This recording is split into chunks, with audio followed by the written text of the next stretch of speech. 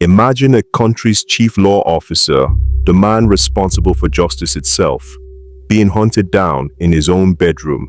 No masks, no high-speed chase, just a silent house, a missing security detail, and a single bullet to the heart. This isn't a political thriller. This is the true story of Chief Bola Ige, a man so powerful, he was the Attorney General of Nigeria, yet so vulnerable that his killers walked through his front door and vanished into the night. Today, we unravel the dark mystery of a murder that changed Nigerian politics forever. To understand the murder, you have to understand the man. Bola Ige was a titan, a former governor, a brilliant orator, and a leader of the Yoruba people. By 2001, he was serving in the cabinet of President Olusegun Obasanjo. But Nigeria in 2001 was a tinderbox. The military era had just ended, and the new democracy was messy. Bola Ige was at the center of a storm in his home region. A bitter rivalry was brewing in Osun State between Governor Bisi Akande and his deputy, Iola Omisore. Ige supported the governor, and this made him a target.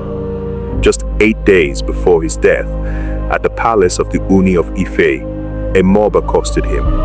They didn't just heckle him, they stripped him of his cap and glasses, a move intended to humiliate a high-ranking chief. The message was clear: you are no longer untouchable. December 23rd, 2001, a Sunday. Bola Ige had just returned to his home in Ibadan, exhausted. He was preparing for a quiet Christmas in his hometown of Issa Oke the following morning. But something was dangerously wrong. The security detail.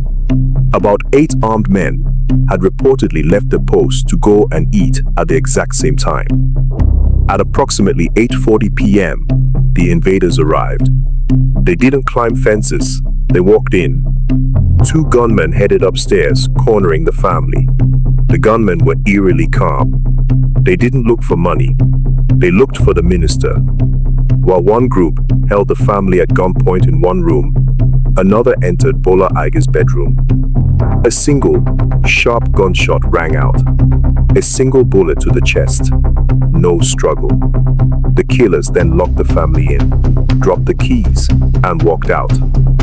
By the time the family broke out of the room and found him, he was gone. The aftermath was a masterclass in chaos.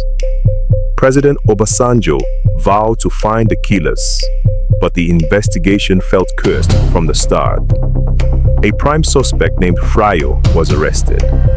He initially confessed that he was approached to kill Ige, pointing fingers at high-level politicians.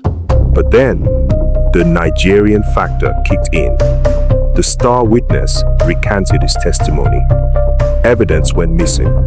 Key suspects were arrested, but in a bizarre twist, one even won a Senate seat while still in prison. The trauma was too much for Bola Ige's widow, Justice Atinuke. In 2003, after watching the legal system she had served her whole life crumble around her husband's case, she collapsed and died. To this day, the case remains officially unresolved. But the questions remain. Why did the entire security detail leave at the exact same time? Was Bola Ige planning to resign to lead an opposition movement that threatened the powers in Abuja?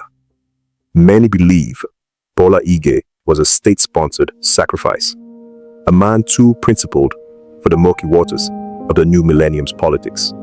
Bola Ige once said that if he were killed, his ghost would haunt his killers. 20 years later, his name still sparks fear and debate. He was the Attorney General who couldn't get justice. Was it a political hit or a security failure? Let us know your theories in the comments. Don't forget to like and subscribe for more deep dives into history's darkest chapters.